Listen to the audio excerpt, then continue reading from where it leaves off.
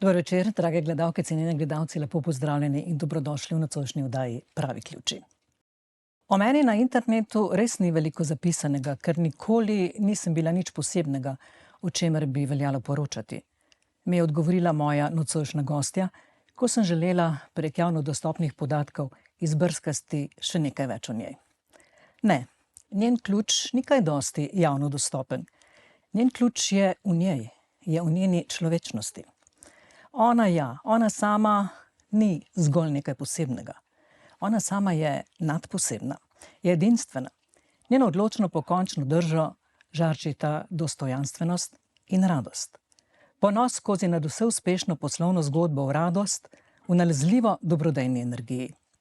Ključa do boljšega življenja, diskretno in anonimno deli in je delila ljudem, ki jim življenje ni prizanašalo. Živi načelo, da je treba srečo deliti. A najprej jo moraš hoteti in znati osrečiti sebe. Nada Jaklič Košir, prijazno pozdravljeni in dobrodošli. Dober večer, hvala za povabilo. Ko sem si kot pripravo na tole naše današnje srečanje ogledala vaše goste, sem, moram reči, dobila veliko tremo in veliko spoštovanje, ko sem videla, koliko eminentnih gostov je že tukaj sedelo pred mano, in veliko čast mi je in veliko priznanje, da sem lahko danes tukaj z vami. Hvala lepa, z veseljem sem prišla. Hvala lepa za to, da ste prišli. In prav z namenom sem vas povabila v to oddajo, ker današnji čas je čas, ko ljudje še kako potrebujemo spodbudno besedo, dobro besedo in pa prepoznati tudi dobra dejanja, uspešne ljudi, ki morda niso vsak dan najbolj vidni in videni v medijih, ampak izjemno pomembni za našo skupnost in za naše bivanje. Zato hvala lepa. Ja, hvala še enkrat tudi vam. Srečo deliti. Kaj ste mislili s tem? Ja, saj veste, življenjske zgodbe vsakega od nas so zelo različne. Nekomu je že v zibelko položeno, da mu bo življenje teklo lahko, tekoče, obdanje z ljubečimi ljudmi, ima dovolj vseh resursov na voljo, da lahko se šola, da lahko iz sebe nekaj naredi, da razvije svoje potenciale. Mnogo med nami je pa takih, ki te sreče nimajo iz takih ali drugačnih razlogov, je bolezen v družini, je pomanjkanje, in jaz sem pač bila tudi tako vzgojena, da ni dovolj, da si samo srečen znotraj sebe, znotraj svojega kroga družine, ampak takrat, ko zmoreš in ko imaš dovolj, da je treba to tudi deliti. Ker če bomo delili tisto dobro, potem bo nam vsem dobro. Ne moreš živeti v svojem slonokoščenem stolpu, zadovoljen samo sam sabo, okrog sebe pa gledati nesrečne zgodbe in pri tem ostati ravnodušen.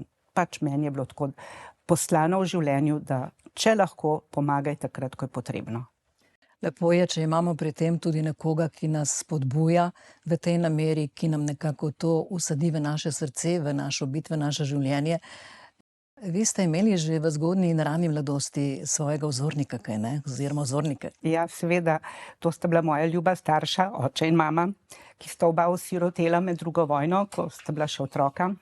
In seveda po vojni sta morala se odpovedati svojim sanjam in željam o šolanju in sta se bila prisiljena nekako oprijeti poklicnega izobraževanja, zato da sta na ta način čim hitreje prišla do zaslužka, s katerim sta potem vsak svojim bratom in sestram pomagala, da so jih došolali in da so lahko stopili v svoje življenje.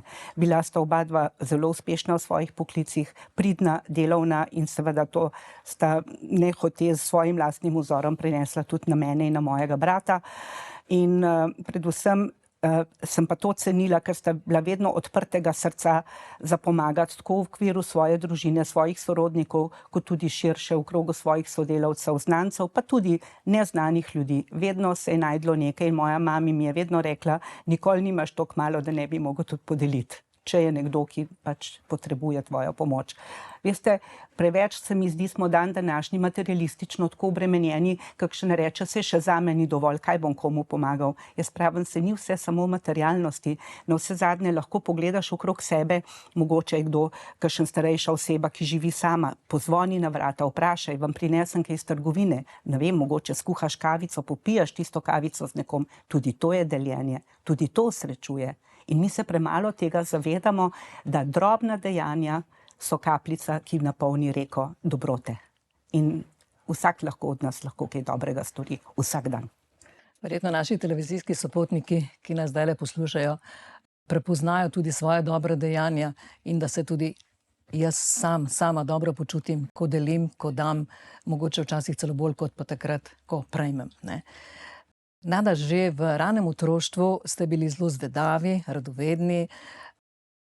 Kako vas je pot zapeljala skozi vrtec, pa potem osnovno šolo do MBA-ja v končni fazi? Ja, jaz sem prvih 5 let odraščala v varstvu pri eni ali drugi babici, odvisno kako so pač starši imeli službene obveznosti, in sem potem, ko smo se preselili v neko stanovanje, v en blok, takrat sem bila vpisana v vrtec samo za nekaj kratkih mesecev in moram reči, da je bil za mene to takrat šok, ker sem bila pač malo nevajena dinamike v taki večji skupini in sem delovala preplašeno in so se na mene spravljali nekateri kar s fizičnim nasiljem in sem zelo trpela, ker se nisem znala ubraniti tega in sem kar nekajkrat pobegnila iz vrtca. In ko je se začelo v jesen novo šolsko leto, sem bila šele 6 let in 3 mesece stara, po tedanjih kriterijih premlada za v šolo, ampak sem prosila in jokala in preprosila mami, da je šla z mano v šolo do ravnatelja, takrat še ni bilo teh svetovalnih služb, prosi, če bi lahko me vpisali v 1. razred. In gospod ravnatelj, to je bil takrat en starejši gospod, ki se je leto zatem upokojil, je nekako začutil, da mogoče pa res velja prisluhniti tej mali deklici, je mojo mamo poslal ven iz pisarne, zato da je opravil z mano ta pogovor in je rekel, zakaj si želiš v šolo? Sem rekla, jaz znam že vse brati, pisati. No, je rekel, če pa znaš, mi pa tole preberi. Je z mize vzel svoj dnevni časopis in ko sem tekoče prebrala velike, male tiskane črke, je samo poklical mamo nazaj, je rekel, glejte, jutri lahko pride k pouku, ker smo imeli tisto leto, res je bila malo število otrok vpisanih, je bila še ta možnost toliko boljša, in tako da sem z nekaj dnevnim zamikom vstopila v 1. razred in seveda sem bila neskončno srečna, da sem imela tisto šolsko torbico in zvezke, lepo so me sprejeli učiteljica, sošolci, tam sem se pa res dobro počutila in lahko kar malo s ponosom rečem, do konca šolanja sem bila odličnakinja in mi učenje res ni delalo nobenih težav. Z veseljem sem hodila v šolo. No, zelo dobro poznate tudi današnje razmere, ker to proučujete, se s tem ukvarjate tudi šolanja v današnjem času.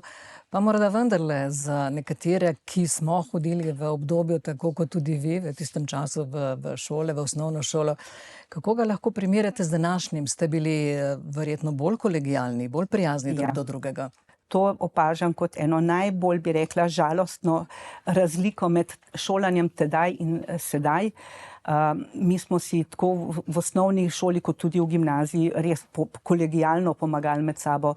Skupaj smo reševali domače naloge, pred testi smo se zbrali na domovih, enkrat pri enem, drugič pri drugem, skupaj smo vaje ponavljali, izpraševali drug drugega, se inštruirali med sabo, pač nekomu je bila bolj matematika blizu, nekomu kemija, to smo si vedno pomagali, tudi da je kdo komu dal za prepisati domačo nalogo. Ko smo pisali teste, smo si, tako se veste, plonk listke pošiljali, malo poškilali. To je bilo tako normalno in tako, bi rekla, pripoznano in mislim, da tudi učiteljni profesorji so to večkrat opazili, pa so nam kar malo skozi prste pogledali, nekako niso tako zelo zatirali tega, ker se mi zdi, da kolegialnost je tudi del zorenja.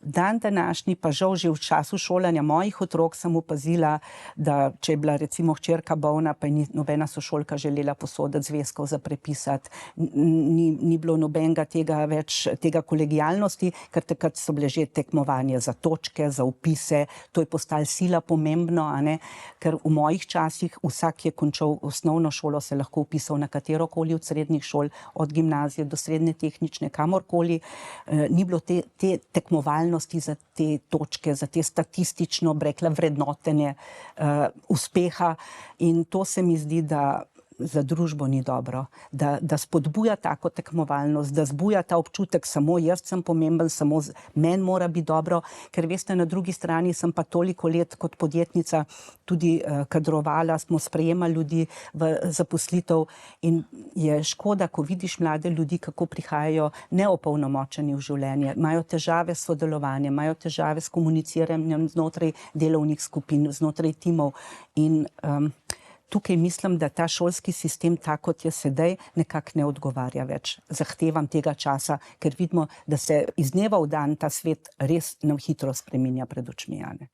Ja, še bova rekli nocoj v nocojšnji oddaji Pravi ključi, kakšen ključ izpostavili tudi o izobraževanju in šolanju, ampak omenili ste, da tudi na vaši poslovni poti ste dali velik poudarek tudi na te odnose v kolektivu. Ne? Ste uspešna podjetnica, uspešno družinsko podjetje imate.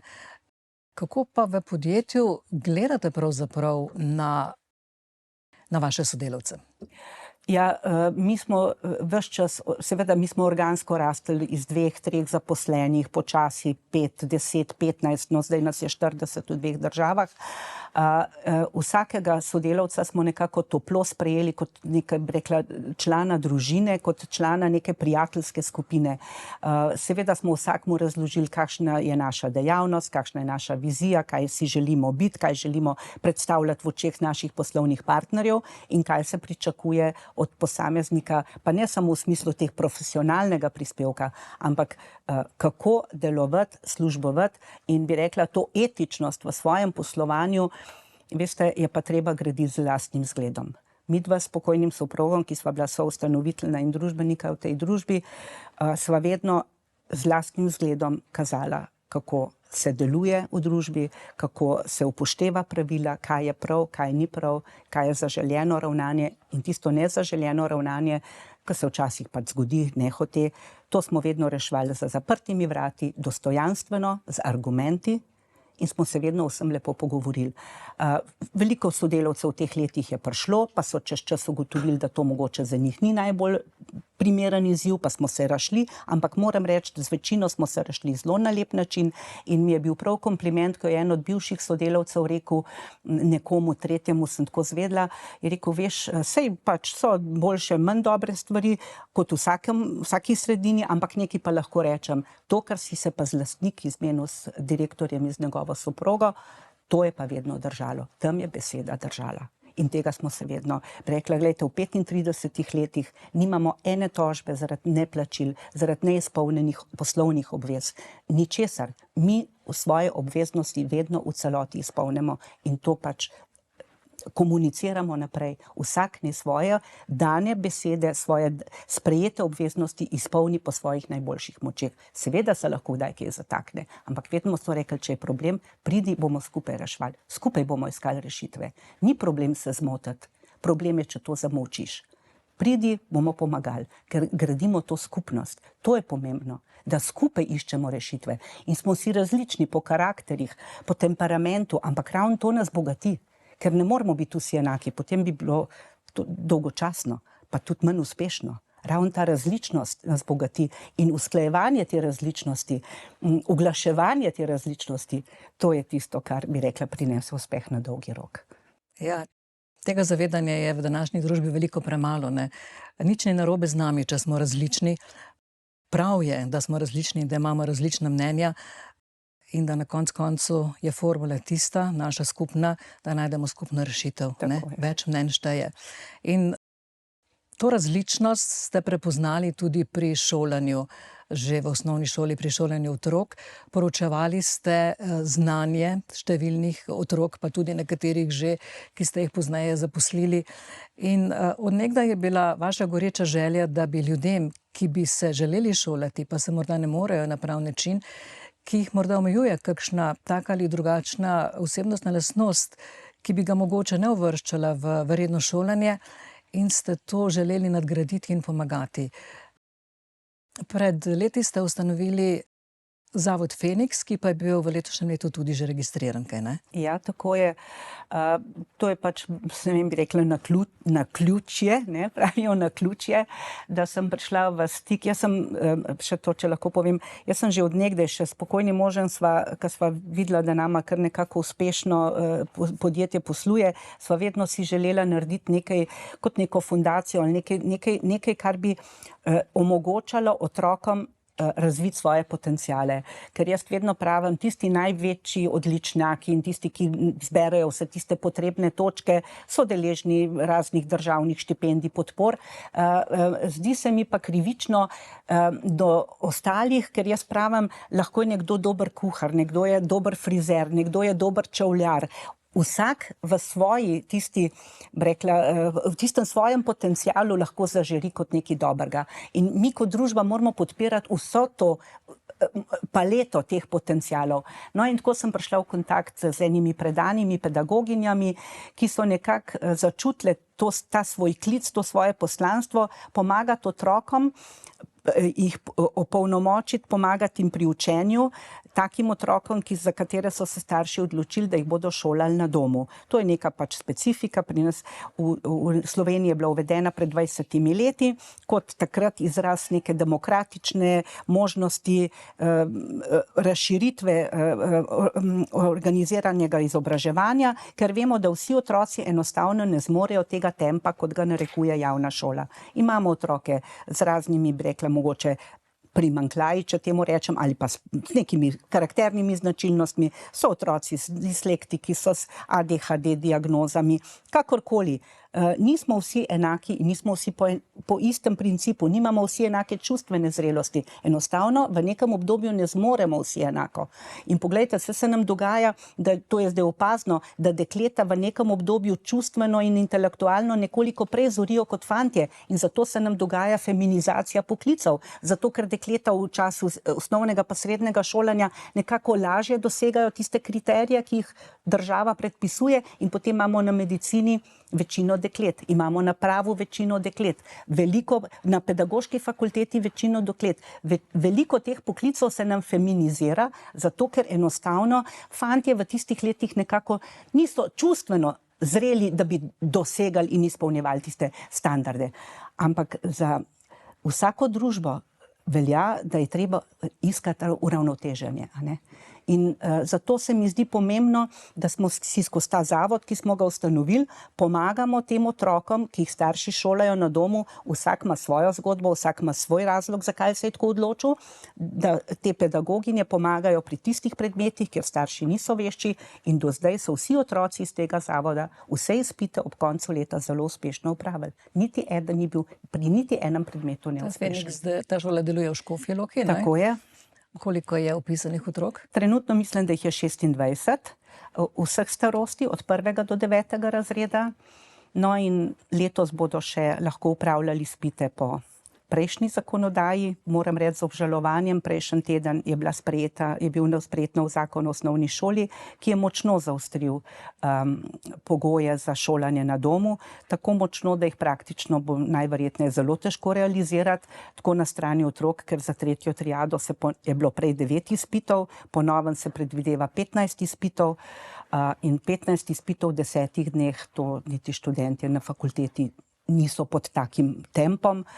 Po drugi strani pa glede na to, ker vemo, koliko učiteljev manjka, da jih je preko 10.000 primanjkljaja, se sprašujemo, kako si je zakonodajalec predstavljal, kako bo sploh lahko možno izvesti toliko izpitov na koncu leta, če se bodo pa nekateri starši vendarle odločili, da navkljub tem zaostrenim pogojem želijo še naprej šolati otroke pod svojo lastno ingerenco. Kolikor mi je poznano, Valdorfska šola ali pa zavod Montessori imajo drugačne pogoje. Oni imajo drugačne pogoje in tukaj tudi bi rekla, je ta neka, bi rekla, se zgodila krivica otrokom, ki se šolajo na domu. Te zasebne šole s koncesijo imajo predpisan pač tisti minimalni osnovni program, da zadostijo programu javne šole. Ostali predmetnik pa lahko oblikujejo po svojih, rekla, principih in načelih, ki jih udejanjajo skozi to vrstno šolanje. No, otroci, ki so se pa šolali na domu, so pa zdaj to možnost izgubili.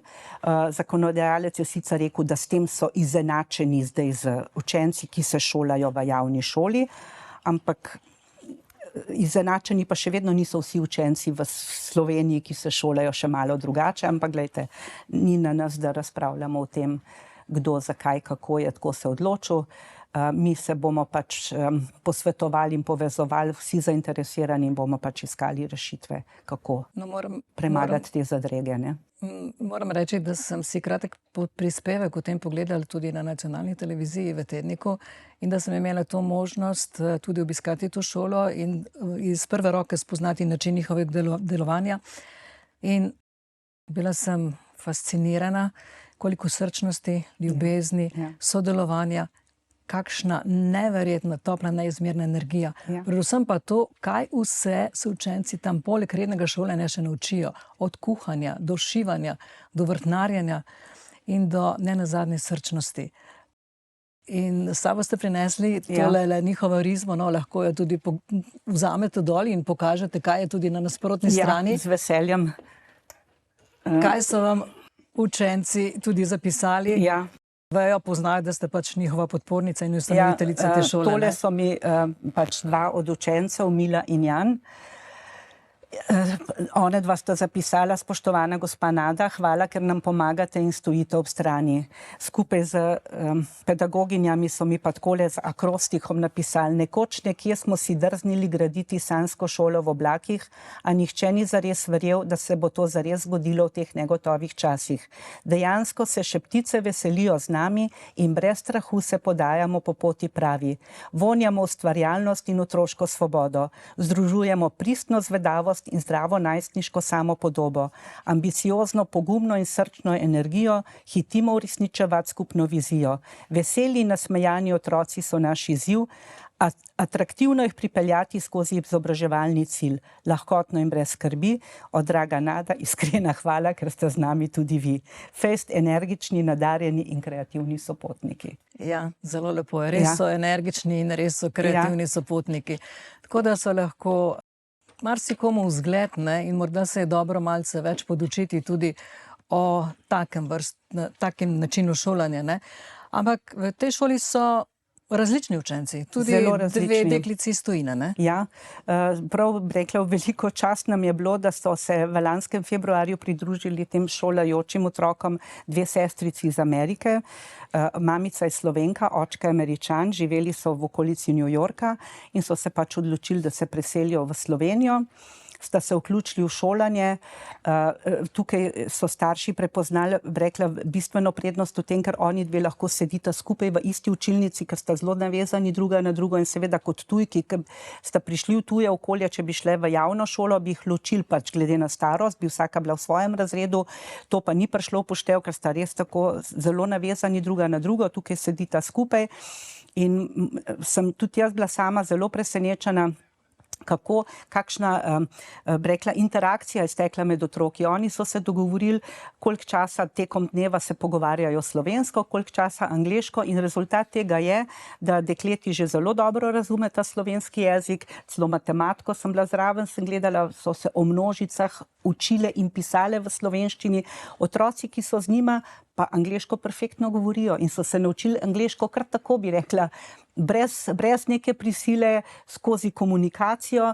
In to se mi zdi ta dodana vrednost, da raziskujemo te nove načine šolanja, da se o tem pogovarjamo, da razvijamo te nove oblike, da ni ta šolski sistem, bom rekla, kot čez časa Marije Terezije, usedi se, moraš sedeti 45 minut in poslušati, kaj ti učitelj govori.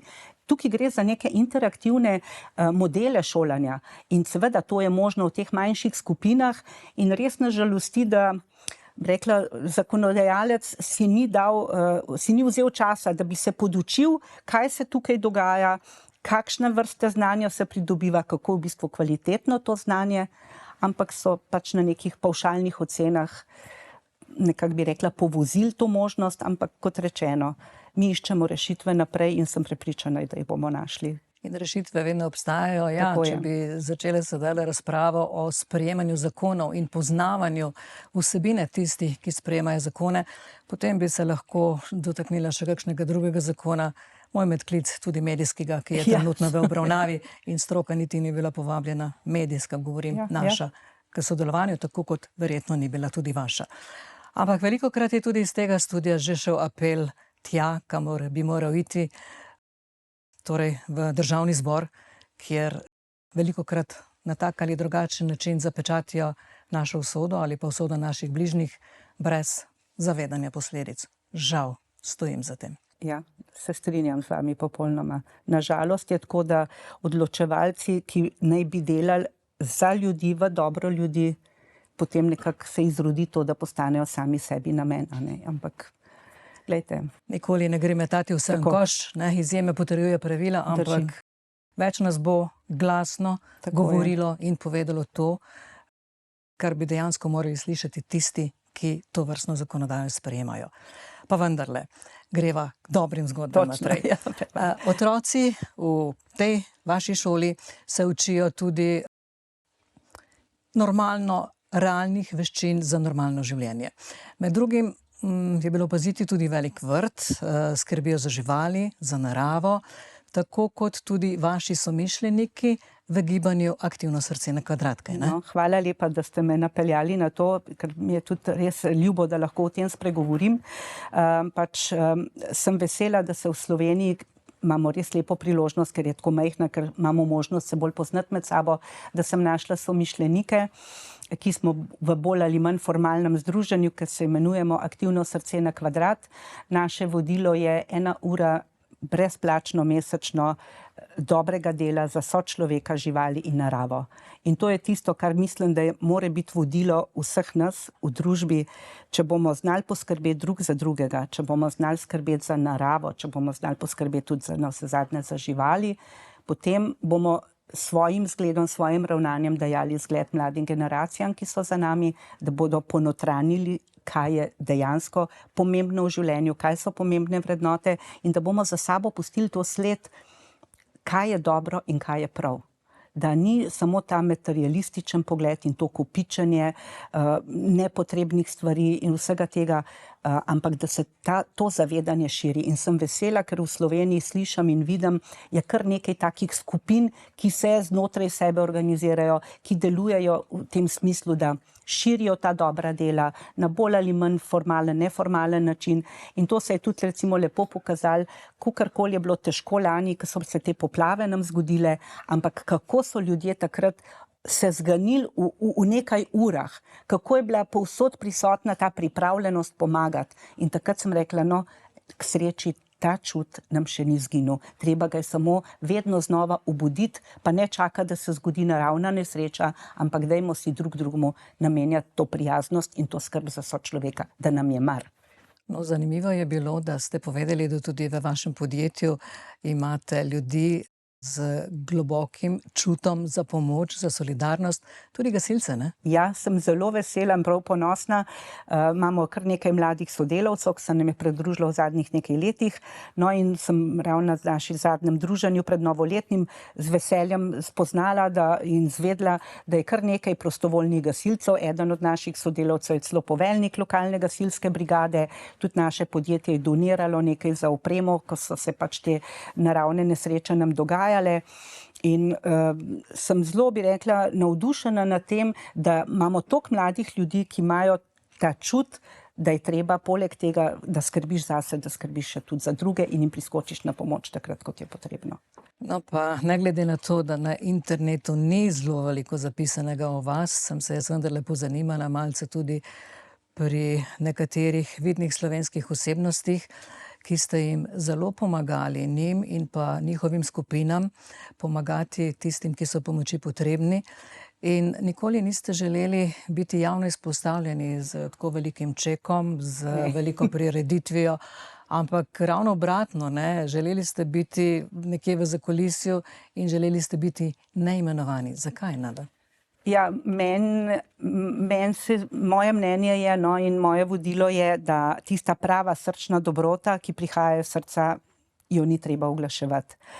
Meni zadostuje, ko vidim, da nekomu, ki sem mu priskočila v nekem trenutku na pomoč, bodi si včasih samo z besedo, samo s spodbudo, z nasvetom, včasih pa seveda tudi s kakšnimi materialnimi sredstvi. Meni je največje darilo to, kar vidim, da je potem to pomočjo nekako speljal, da je lahko uspel uresničiti tisto, kar si je zamislil, da ima za to boljše življenje, ker so se naše poti prekrižale. In se mi zdi, da dobrodelnost, tista prava dobrodelnost, naj bo diskretna. Veste, meni se zdi to malce nastopaško, poudarja, to smo dali, ono smo dali. Prav je, da se ve, da se da, ampak tako, da se pa kot posamezniki prav izpostavljamo, pa nekako ne čutim potrebe. Za mene, gledajte, za mene je tole krasna nagrada. Jaz imam to nad svojo posteljo. Meni je to nekaj tako lepega. Zjutraj se zbudim, uzrem, zvečer preden zaspim, tole gledam. Meni je to nekaj najlepšega. Ko vidim, da se širi neka toplina, da se širi neka srčnost. Jaz ne potrebujem tistega medijskega oznanila, kdo, kaj, zakaj. Tisto pravo dobrodelnost je treba delati diskretno, anonimno, dobro, v tisti sredi, kjer pomagaš, že prav, da vejo, že zato, da pol še pridejo kdaj te vprašati ali pa da se pridejo malo pohvaliti, lejte, zdaj nam pa dobro gre, ampak sicer pa ne čutim te potrebe. Zakaj? Jaz sem izpolnjena sama za sebe, ne potrebujem te javne medijske podobe. Prav pa je, kot medijski človek, če lahko dodam, da mediji tudi poročamo o tem, vsaj na svoj način, tudi na diskreten, če hočete, ne. Zaradi tega, kot ste nocoj tudi že rekli, da bomo vzor in izgled drugim, da bojo tudi drugi, ki verjamem, da imajo nekateri pod palcem zelo veliko, mogoče malce globje segli v žep. Tisti, ki morda pa niti nimajo, pa si celo sposodijo, poznam take primere, da darujejo, ne. Rekli ste tale slika, ne. Ja. V njej je energija, ne, in verjetno je tudi naši gledalci so jo začutili sedaj, kajti vse okrog nas je energija in ko dozorimo do te mere, da to spoznamo, nam to res zelo, zelo veliko pomeni. Pa vendarle bi želela nekaj izpostaviti. Rekli ste, da ste pač pomagali enemu izmed učencev, bili ste zaprošeni za pomoč in ste pomagali z določenim zneskom, dokaj zajetnim, in niste želeli biti imenovani. Ampak novoletno voščilo vas je pa presenetilo. Ja, to sem bila pa res prav ganjena, ko je ta mladi mož, bom rekla, že mladi mož lahko rečem, to je bil srednješolec, ko mi je poslal na naslov podjetja, ker pač nisem se hotela niti napram njemu tako izpostavljati, pa biti imenovana. Vedel je za moj ime, priimek, pa kje službujem. No in je na naslov podjetja prišla lepa novoletna čestitka nekega pač decembra, ko je napisal: spoštovana gospa Nada, hvala vam za pomoč, brez vas moje življenje ne bi bilo tako dobro, kot je. In vidite, to so taka darila. Jaz sem hvaležna za vsako priložnost, ko lahko komu kaj pomagam, kaj dobrega storim, ker se zavedam, da s tem tudi jaz rastem v svoji človečnosti, rastem v svoji srčnosti. Zato sem hvaležna. Ja, in tudi to izžarevate navzven, ko sem vas ne tako davno nazaj spoznala, sem to tudi sama začutila in zato sva danes tudi skupaj tukaj. Hvala lepa. Ta srčnost pa je položena v gene tudi vaši hčerki Urški, priznani fotografini, sicer je tudi pravnica in novinarka, kaj ne? Ja, tako je. Tole sliko ste prinesli, fotografijo s sabo. Morda poveste, s čim se ukvarja kot profesionalna fotografinja oziroma kako tudi ona daruje in pomaga? Ja, moja hčerka je bila zelo, rekla, uspešna pri šolanju, zelo pridna, tudi pravno fakulteto je diplomirala z odliko, cum laude, je bila še posebej ob diplomi pohvaljena, ampak ves čas že od osnovne šole dalje je bila aktivna članica fotografskega krožka. No in potem, ko je diplomirala in je tisto svojo diplomo slavnostno dala v več izvodih narediti, jo je zavila z pentljo, jo je podarila nama z možem kot staršem, svoji babici, dedku in babici na vse strani. Je rekla: hvala lepa vam za vso podporo, študij sem dokončala, tako da vidite, da znam, zmorem in tisto, kar se lotim, dokončam, ampak moja ljubezen je fotografija in jaz se bom s tem ukvarjala naprej. Mi smo jo pri tem zelo podprli, ker jaz sem vedno, kakšni znanci so mi rekli: ja, koliko ste pa zdaj razočarani, hčerka je končala fakulteto in zdaj bo se ukvarjala s fotografijo. Jaz sem bila presenečena, sem rekla: poslušajte, to je najlepše, da daš otroku možnost, da razpre krila in naj poleti svojemu življenju naproti. No in ona pač zdaj kot fotografinja je kar že precej lepih fotografskih razstav za njo, deluje na ta način, da si neki zamisel, neki koncept, povabi modele ali pa tudi kakšne znance, da se pridružijo na fotografiranju in potem te fotografije podari, prodaja, kakorkoli in tista sredstva v celoti vedno nameni organizacijam, za katere se že prej dogovori, da bo sodelovala, ker tudi potem tematsko so te razstave tako koncipirane. No, njena zadnja, zelo odmevna je bila pa predlanskim, Gaja ena sama. To je pa pač na temo varovanja okolja, na temo tega potrošništva našega brezglavega, je želela s temi fotografijami opozoriti, kako mi s to brezglavo potrošniško miselnostjo pravzaprav škodujemo naravi. In tudi njena diplomska naloga na pravni fakulteti je bila z področja pravnega varstva varovanja okolja in prav ta njena razstava Gaja ena sama je naletela na lep odziv, bila je v Ljubljani, v Novem mestu, v Kopru, tam je bila tudi Luka Koper pokrovitelj. In je bila celo hčerka takrat povabljena na fakulteto za menedžment, na katedro, kjer se ukvarjajo s temi okoljevarstvenimi študijami, da je prišla tja kot gostujoča predavateljica in moram reči, da sem se udeležila tudi jaz tega njenega predavanja in je bilo zelo odmevno in so slušatelji zelo zanimanjem prisluhnili temu, kar je imela povedati, kako pravzaprav s tem brezglavim potrošništvom si kopljemo pravzaprav jamo, a ne. Ja, to je bil tudi dober en poduk javnosti, ne, da se mogoče malce zamišljimo nad svojim potrošništvom. Ja, ker sva ravno v Novem mestu, ne v Novem mestu je bila ta razstava, tudi ogledala sem si jo v avgustu in septembru leta 2022. Ja, ne. predlani, ja. Ja, in Gaja je ena sama in si nikakor ne zasluži takšnega nehvaležnega ravnanja s svojimi viri, berem med zapisi o tej razstavi, ne. Ukrepati moramo sedaj in vsi skupaj. Vključno s politiko, katere sva se danes tudi posredno že dotaknili, ne? In še posebej s korporacijami, preden bo prepozno. Ja, na vseh nas je, da vsak na svoj način opominjamo, kam gremo in kam ne smemo. In ob koncu se mi zdi zanimivo prebrati tudi še tale znani indijski pregovor zapisan. Ko bomo posekali zadnje drevo, ujeli zadnjo ribo in zastropili zadnjo kapljo vode, bomo spoznali, da se od denarja ne da živeti. In potem nam morda res ostane pobeg samo še nekam tam zgoraj, na Mars ali kamorkoli že, ne? Jaz se ravno tudi z otroki in z vnukinjo zdaj veliko o tem pogovarjamo, ne? Zakaj bi bežali na druge planete? Ta naša mati Zemlja je tako lepa, tako čudovita in mi smo ustvarjeni za bivanje tukaj, na njej. Zakaj bi bežali nekam drugam, tukaj si uničevali ta naš habitat?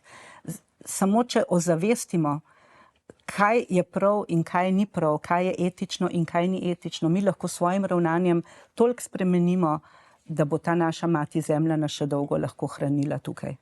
In ne vem, zakaj bi brezglavo bežali nekam drugam, če nam je tukaj lahko doma lepo, če si bomo znali urediti pogoje za to življenje tukaj. Sedaj nam je prešinjala misel, nekateri pa morda ne bova rekli ravno bežijo, ampak začasno odidejo drugam. Pred kratkim je tudi vas zanesla pot v Zanzibar. Ja, to je bila za mene ena zelo lepa izkušnja. Ena od Slovenk, bom rekla, z veseljem jo imenujem prijateljica, je odprla svoj zasebni hotelček dol na Zanzibarju in nas je povabila 10 prijateljev, da smo šli na njeno otvoritev tja.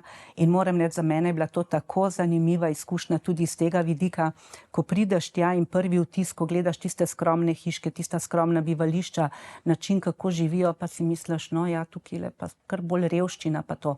Ampak že v naslednjem trenutku, ko smo mi videli, ko smo imeli eno tako slovesno, rekla, večerjo v čast otvoritve tega hotela, so prišli domačini, so nam pripravili tiste njihove jedi, njihovo sadje in ko sem gledala potem iz dneva v dan tiste skromne stojnice, tako polne sadja, tako polne sadežev, na drevju raste, samo utrgaš in vse tukaj. In sem rekla, ojoj, kdo je zdaj tukaj bogat in kdo je zdaj tukaj revež? Mi, ki sploh jemo to pridelano hrano, ki ne vidi ne sonca, ne zemlje, ali tam, ki paradižnik diši že, ko ga vohaš. Okus je tak, da jaz kot dobrega paradižnika še v življenju nisem imela kot tam dol. Sadje, papaje, mangi, liči, guave, banane. To je vse tam na dosegu roke. In tam biti revež sploh ni hudo, ker zmrzneš ne, ker je toplo. Te hrane je pa toliko v izobilju, da nihče ni lačen. In še morje daje, morske sadeže in si rečeš, poglej to obilje, kaj je zdaj bogatstvo in kaj je revščina. In tako mi je bilo lepo, ker sem videla te domačine, čisto drugače dojemajo življenje.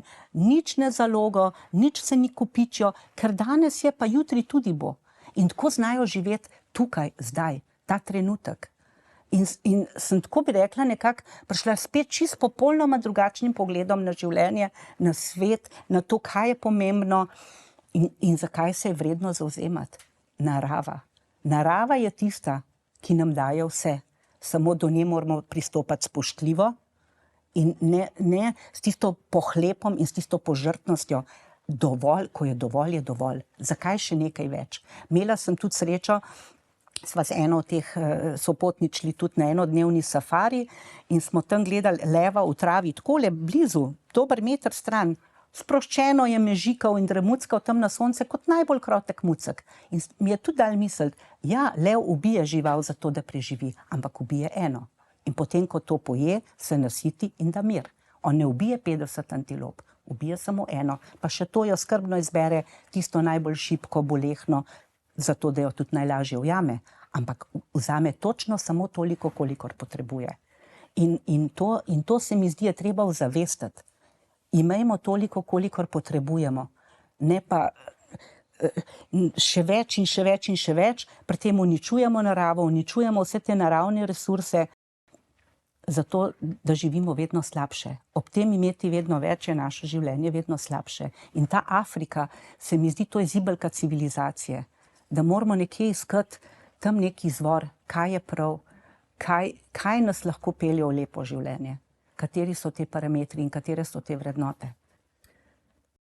Nada, rekli ste, da pride trenutek, ko pač je treba živeti drugače in tudi vi se zavzemate za ta drugačen trenutek, za tretje generacijsko obdobje. Ja, seveda, zdaj v tretje generacijsko obdobje sodim že sama, ampak že več let sodelujem in tudi komuniciram z kar uglednimi osebami, ki imajo bogate izkušnje. No, bom kar imenovala, zelo ponosna sem na svoje osebno znanstvo z gospo Ano Petrič, direktorico Centra starejših iz Notranjih Goric, ki je bila pred nekaj dnevi tudi razglašena za Slovenko leta.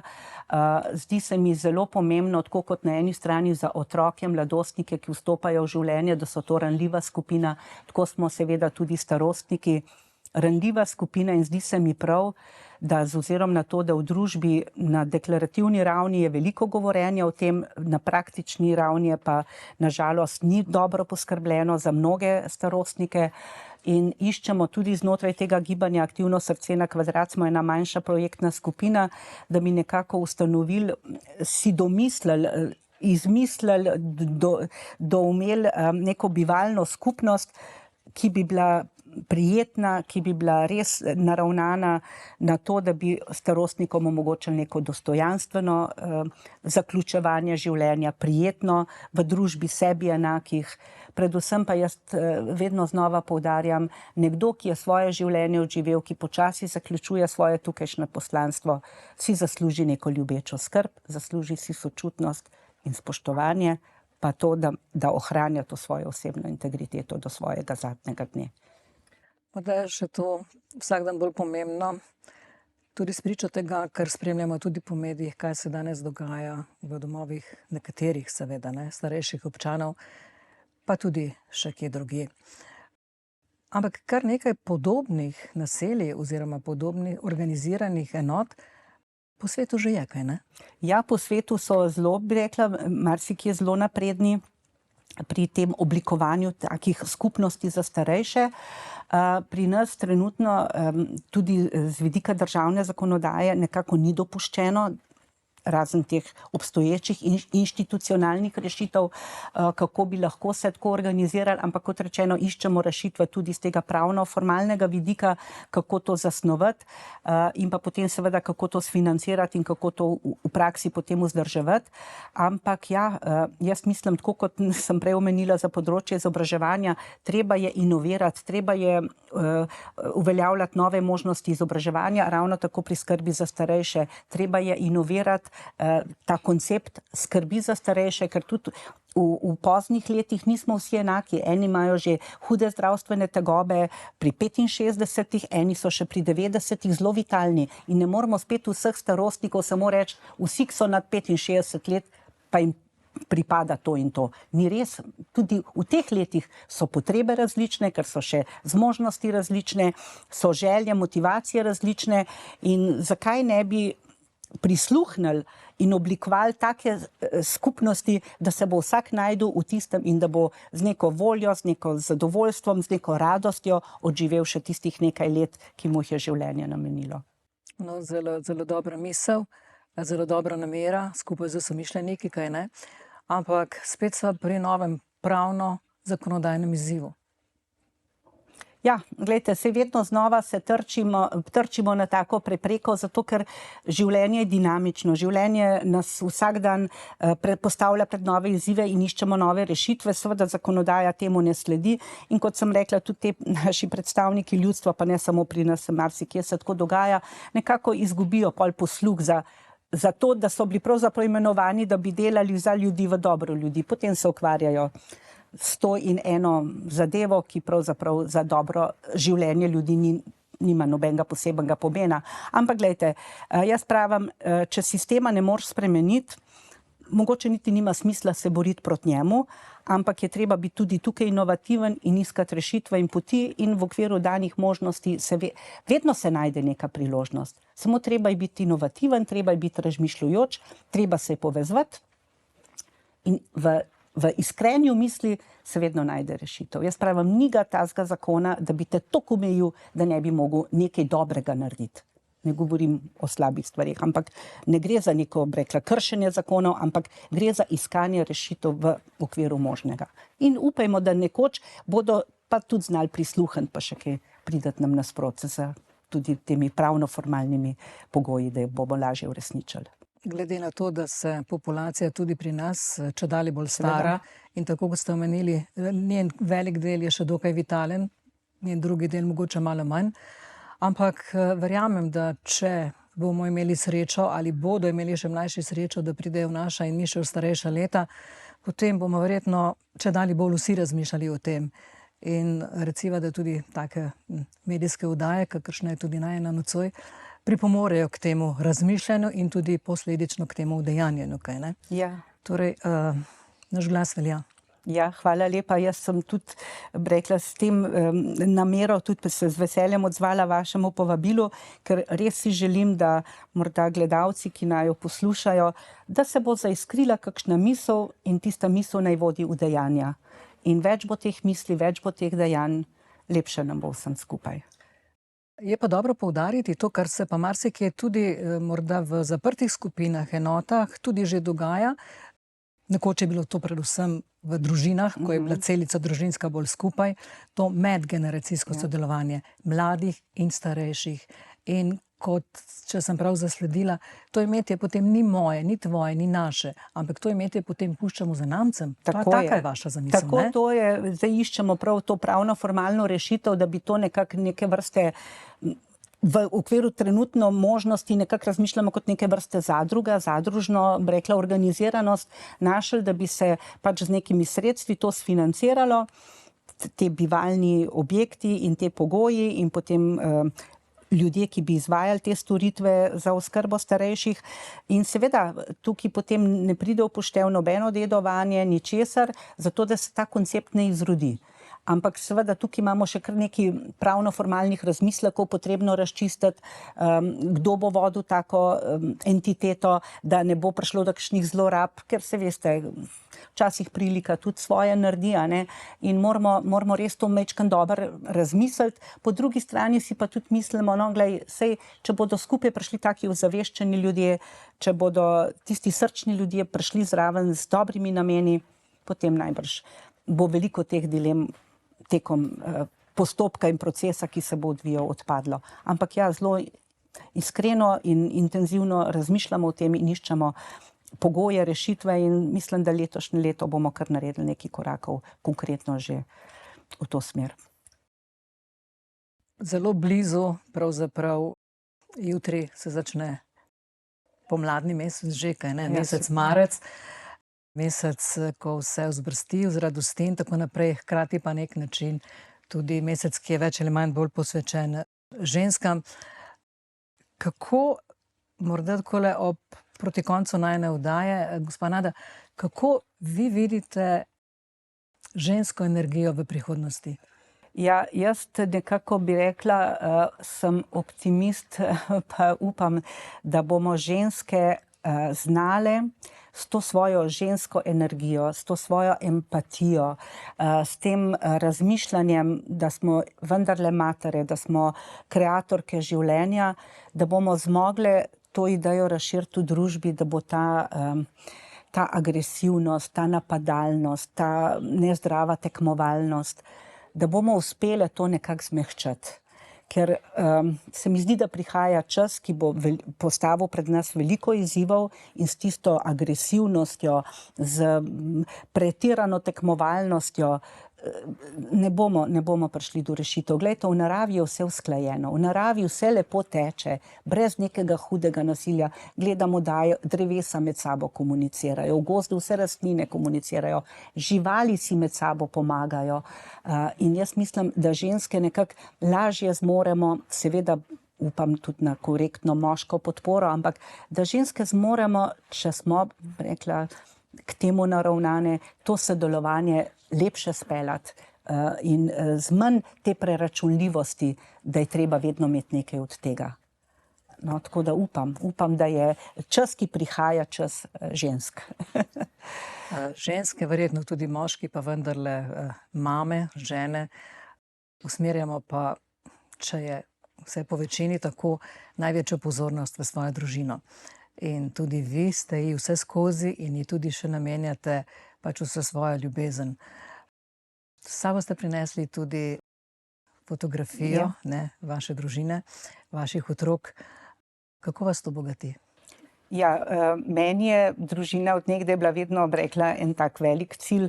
Jaz sem se zelo počutila srečno, ko sem si ustvarila svojo družino. Mene je že moja izvorna družina, moji starši, moj brat zelo srečevali in jaz sem z enim takim zelo lepim zgledom stopila v življenje in sem si pač ustvarila družino, 2 otroka, imam zdaj vnukinjo.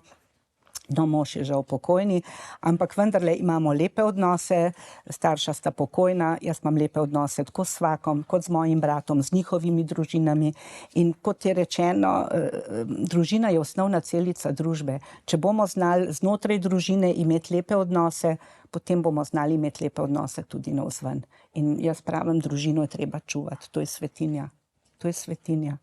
Tukaj znotraj družine je moč, je ljubezen, je navdih. In to je smisel življenja. Ja, prebrala sem nekje, ko ste zapisali tudi, ja, moja družina, za srčki, ne. To je svetinja, ki mi največ pomeni. Ja, tako je. In zato, da nam lahko največ pomeni, se moramo najprej potruditi sami, ne. Ja, seveda. Veste, vedno je tako, kar seješ, to žanješ, a ne. In najprej moraš dati. Najprej moraš nekaj sebe vložiti in potem lahko, ne da moraš, ampak lahko potem pričakuješ tudi kaj lepega nazaj. In lepo je to, da se lepo razumemo, da lepo sodelujemo, da se podpiramo, da si zaupamo, ko nam je težko, predvsem pa, da sobivamo. To mi je najlepše. Da se lahko vedno pokličemo, vedno se vsem lepo pogovorimo. Med nami ni nikoli nobenih nesporazumov, prepirov. Imamo tudi različna mišljenja, ampak sem ponosna na to, ker jih vedno lepo za mizo razrešimo z lepo besedo, z mirno besedo in vedno se lepo razidemo z občutkom, da smo se vse lepo dogovorili. Hvala, Nada, da ste bila nocoj moja in naša gostja. Bilo mi je v čast.